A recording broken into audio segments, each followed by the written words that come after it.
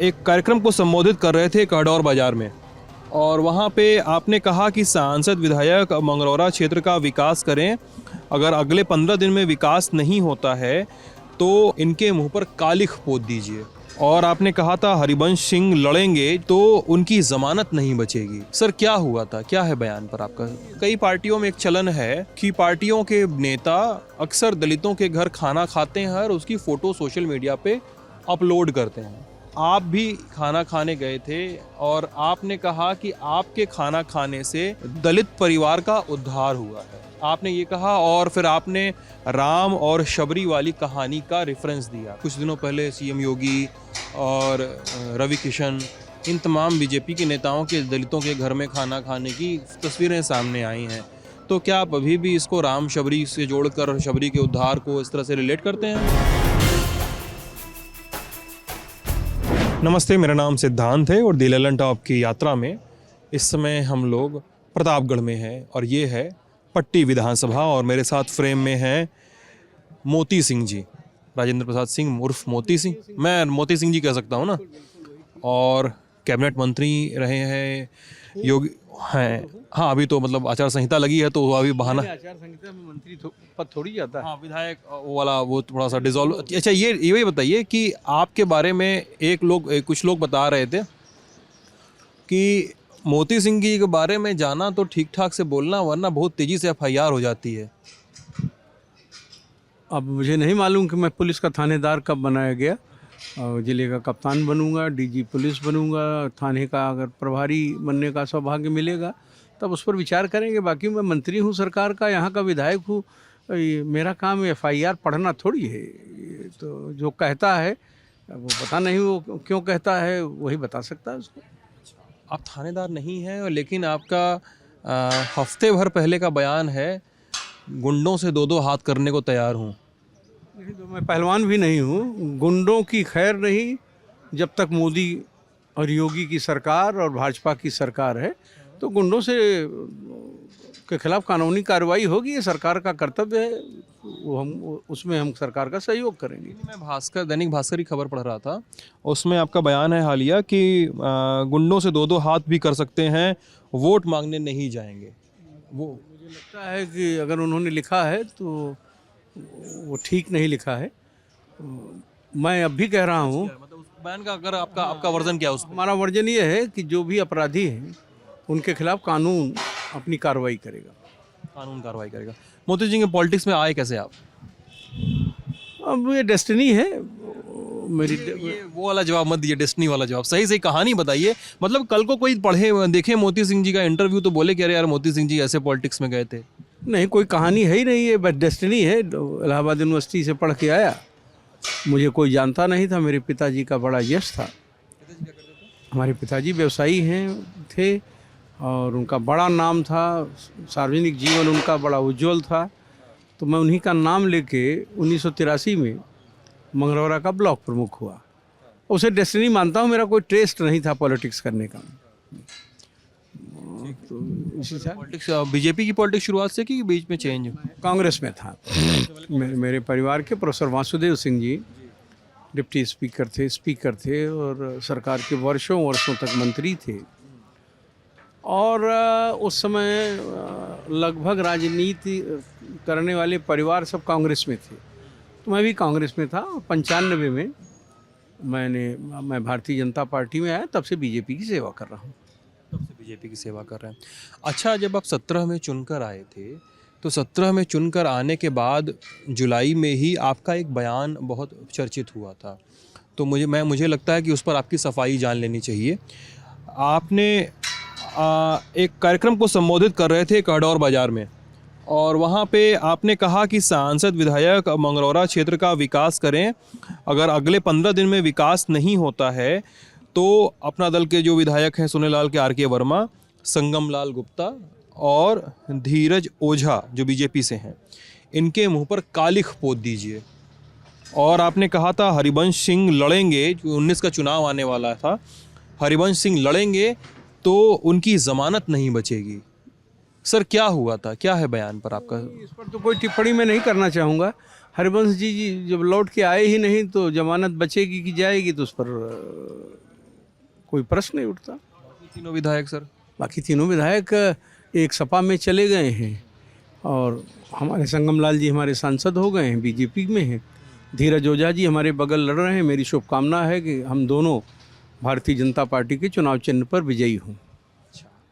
लेकिन एक चीज़ यहाँ पे ये पूछनी है मोती सिंह जी, ये लोग ये बताते हैं कि चुनाव जब हो गया उसके बाद आर.के. वर्मा, संगमलाल गुप्ता और धीरज ओझा ये तीनों लोग गए थे हरिवंश सिंह समेत माननीय सीएम योगी आदित्यनाथ के पास आपकी शिकायत करने। क्या कोई शिकायत किए थे इन्होंने? अब मुझे नहीं, आप मैं नहीं जानता कि आप उस मीटिंग में थे जिसमें मैं भी था। मुझे तो कहा था इन्होंने शायद कि ये मोती सिंह जी बिना किसी को भरोसे में लिए मीटिंग करते हैं और इससे पार्टी की छवि को नुकसान पहुंचता है, और आपको सीएम योगी ने टोका था और उसके बाद आपने ये बयान दिया था। नहीं, मैंने कोई बयान नहीं दिया, न सीएम योगी ने टोका। पोतने वाला बयान मैंने कहा कि उस पर मुझे कोई टिप्पणी नहीं करनी है, और सीएम के साथ जब मीटिंग हम लोगों की होती है, मैं मिनिस्टर हूँ तो सीएम के साथ तो रोज़ मीटिंग होती है, और अगर अपने विधायकों के साथ, सांसदों के साथ भी सीएम साहब के पास जाने का मौका मिला तो जो सीएम से बात करनी चाहिए वो बात होती है। ये सब बातें कहाँ होती हैं। इस बयान पे लेकिन आप टिप्पणी नहीं करेंगे अपने? चलिए एक साल आगे चलते हैं, मई 2018 में चलते हैं मोती सिंह जी। पार्टी में, कई पार्टियों में एक चलन है कि पार्टियों के नेता अक्सर दलितों के घर खाना खाते हैं और उसकी फ़ोटो सोशल मीडिया पे अपलोड करते हैं। इसको कैसे देखा जाए, क्या देखा जाए, इस पर बहुत बड़ी बहस चलती है। लेकिन मोती सिंह जी का बयान आता है, कई सारे अखबारों ने खबर चलाई है कि आप भी खाना खाने गए थे और आपने कहा कि आपके खाना खाने से दलित परिवार का उद्धार हुआ है। आपने ये कहा और फिर आपने राम और शबरी वाली कहानी का रेफरेंस दिया था। सर, इसको अभी भी मैं ये चाहता हूँ कि आप इसको कैसे देखेंगे? क्या दलित के यहाँ किसी सवर्ण मंत्री का या नेता का खाना खाना क्या उद्धार की श्रेणी में गिना जाएगा, उस दलित परिवार के उद्धार? मैंने कहा कि कुछ टीवी चैनल को हर आधे घंटे में कुछ समाचार देना है तो उस दृष्टि से उसमें कुछ अगर कोई हमने बयान दिया था तो उसमें कुछ उन्होंने मिलाया। राम और शबरी का जो उद्धरण है वो सौहार्द का है, विश्वास का है, और जो छुआछूत या इन सब चीज़ों से लोग जोड़ते हैं उससे अलग है वो कि शबरी का प्रेम राम को मालूम था और प्रभु श्री राम ने उस शबरी की जूठी बैर को ग्रहण किया। ग्रहण करने के पीछे या हमारे कहने का मंतव्य ये था कि बीजेपी ने उस संदर्भ को धरती पर उतारने का काम किया, और जो राम और शबरी का आशीर्वाद पूरे समाज को मिलना चाहिए था उसमें मैं भी शामिल था। उस क्या था उस दिन? यही कि उससे कहीं न कहीं प्रभु श्री राम और सामाजिक सौहार्द की जो बात थी उसको भारतीय जनता पार्टी उस सिद्धांत पर चलकर अपने परिवार के साथ मिलजुल कर एक विश्वास जनता में देने का काम कर रही है कि हम जो समाज को तोड़ने में लोग लगे हैं उसमें विश्वास नहीं करते। उस दृष्टि से बीजेपी ने गांव-गांव और घर-घर जाकर उन कार्यक्रमों को किया था। तो उसके पीछे ये उद्देश्य था संदेश का।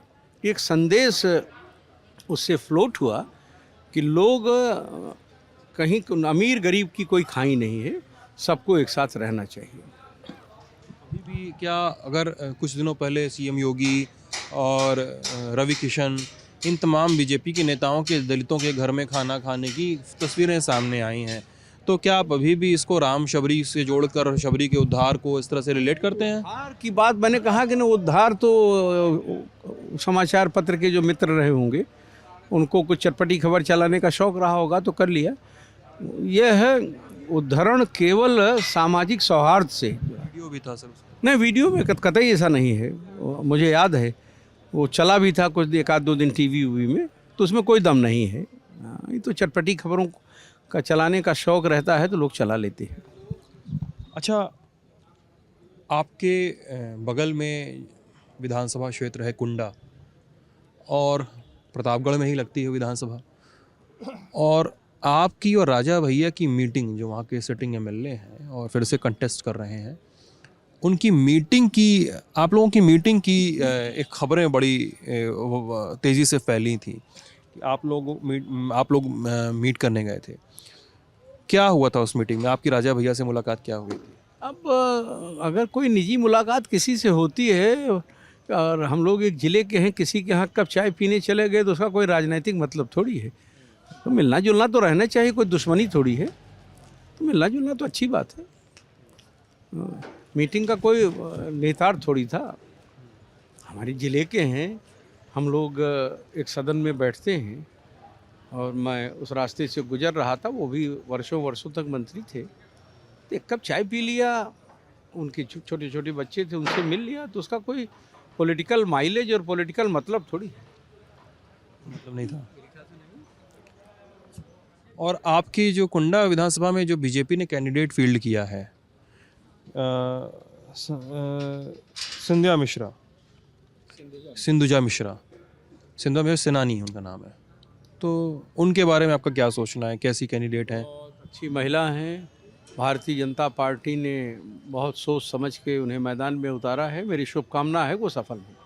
शुभकामनाएं हैं, लेकिन लोग कहते हैं कि कुंडा में, मैं घूम कर आ रहा हूँ, कल मैं कुंडा में था, लोग कहते हैं कि सिंधुजा मिश्रा जो हैं वो एक डमी कैंडिडेट हैं बीजेपी की तरफ से। बीजेपी कुंडा में राजा भैया को ही जीतने देना चाह रही है। मैंने कहा कि अब मैं ज्योतिषी तो हूँ नहीं, अब किसी को इल्हाम हो रहा है तो उसके बारे में वो बताएगा, मैं क्या इसमें टिप्पणी करूँ। मैं तो खुद चुनाव लड़ रहा हूँ, तो मैं पहले अपने चुनाव से खाली हूँ तब इन सब बारे में सोचूं। तो आज मेरे पास वक्त नहीं है कि मैं इन सब बेकार की बातों में पढ़ूं। पट्टी के चुनाव के बारे में मेरी चिंता है। मैं यहाँ का विधायक हूँ, मैं चुनाव लड़ रहा हूँ, तो मेरी चिंता होनी चाहिए कि इनका आशीर्वाद मिलता रहे जो देवता खड़े हैं सर। पट्टी में विधानसभा चुनाव में आप कई बार ये कह रहे हैं, जो आप, मतलब मैंने कई बयान आपके देखे कि गुंडागर्दी से मुक्त करवा देंगे। नहीं, गुंडागर्दी से मुक्त कराना किसी भी जनप्रतिनिधि का नैतिक कर्तव्य है। तो अगर हमारे क्षेत्र में शांति नहीं होगी, अशांति होगी, तो उसके लिए जो संघर्ष की ज़रूरत होगी या जो कानूनी कार्रवाई कराने में हम सक्षम हैं उसे करेंगे। तो कुंडा तो यूपी के अंदर ही आता है और 5 साल यूपी में सरकार भी रही मोती सिंह जी, आप तो खुद कैबिनेट मंत्री भी हैं। कुंडा और क्या प्रतापगढ़ ही ले लीजिए, कुंडा नहीं, प्रतापगढ़, पट्टी, कुछ भी आप इलाका ले लीजिए, तो वो भी पूरा यूपी में ही आता है। पट्टी ही के संदर्भ से बोलिए तो क्यों नहीं गुंडागर्दी से मुक्त करा सके कि आपको चुनाव में ये नैरेटिव लेना पड़ा? लोग ये पूछते हैं। मैं ग्राम्य विकास मंत्री हूँ, मैं गृह मंत्री होता तो इस पर कुछ गहन अध्ययन करके आपको बताता। अब मुझे कोई सब चीज़ों की कोई जानकारी नहीं है कि अब कुंडा में कोई घटना होगी तो कानूनी कार्रवाई होगी, जिसके भी खिलाफ हो, जो भी करेगा। तो अभी ऊपर ही है। नहीं, जो गृह जिसके पास है इसका उत्तर तो वही दे पाएंगे ना। मैं गृह विभाग का मंत्री तो हूँ नहीं। जिसके पास होगा, यूपी का जो गृह विभाग है जिसके पास होगा वो इसका जवाब देगा कि प्रतापगढ़ में क्यों नहीं लॉ एंड ऑर्डर। प्रतापगढ़ में नहीं, कानून व्यवस्था के संबंध में उपयुक्त उत्तर उस विभाग के मंत्री देंगे, डीजीपी और हमारे एडिशनल चीफ सेक्रेटरी होम देंगे जो इसके लिए। एक व्यक्ति है पट्टी में जिनका नाम है सभापति यादव, आप नाम से परिचित हैं? खूब परिचित हैं। बयान उनका एक वायरल हुआ, फिर वो गैंगस्टर हैं, पहले ब्लॉक प्रमुख थे, उनके भांजे हैं चंदन यादव, उनका भी एक भयानक धमकाते हुए वीडियो वायरल हुआ, एफआईआर हुई, पुलिस केस हो रहा है। लोग बताते हैं कि सभापति यादव आज आपके खिलाफ बयान दे रहे हैं, लेकिन एक समय तक आपके काफ़ी करीबी थे। मैं यहाँ का विधायक हूँ। एक समय था, राजनीतिक परिस्थितियाँ थी, सामाजिक परिस्थितियाँ थी, और मुझे इसकी जानकारी नहीं थी कि इस तरह का व्यक्ति है। एक ब्लॉक प्रमुख का चुनाव हुआ, मतदाताओं ने उसे चुना, तो मेरा भी समर्थन था। दूसरी चीज़ें तो आपके साथ तो थे वो, लेकिन अलगाव कैसे हुआ? अब ये सब इतना डीप में हम जाते नहीं, अब उनको अच्छा नहीं लगा होगा। आप डीप में नहीं जा रहे हैं, आप टिप्पणी करने से बच रहे हैं। पता है सर, ये इंटरव्यू पब्लिक होगा ना, तो लोग कमेंट सेक्शन में यही लिखेंगे कि नेताजी या तो बोल रहे थे इस पर टिप्पणी नहीं करना चाह रहे हैं, या तो नेताजी बोल रहे थे कि हम डीप में नहीं जाना चाह रहे हैं। टिप्पणी कौन करेगा, उसका कोई मतलब किसी की इच्छा पे थोड़ी कोई उत्तर देंगे। जो मुझे उचित लगेगा उत्तर देंगे। तो आपकी मर्जी है ही, लेकिन मुद्दा यही है ना कि नहीं, मुद्दा हमारे लिए आपके नहीं, साथ था जो आपको धमकी हमारे दे लिए रहा कोई मुद्दा नहीं। जो मेरी समझ में, मैंने आपको उत्तर दिया। था। चलिए, आपके हिसाब से पट्टी में अच्छा, मैं तो चाहता हूँ कि पट्टी का अंतिम व्यक्ति 27 तारीख को मेरे साथ रहे, दूसरे का खाता न खुले। तो उसमें हर किस्म के लोग हो सकते हैं, मतदाता तो हैं, तो उस मतदाता के प्रति मेरा आकर्षण है, मेरी लालच है। जो इनका फैसला होगा हम मान लेंगे। शुभकामनाएं आपको चुनाव के लिए। मोती सिंह जी थे मौजूदा सरकार में मंत्री और विधानसभा के प्रत्याशी बीजेपी की तरफ से। आपकी इस पूरी बातचीत पर क्या राय है हमें ज़रूर बताइएगा। आप समझदार दर्शक हैं, अपना ख्याल रखिएगा। बहुत बहुत शुक्रिया।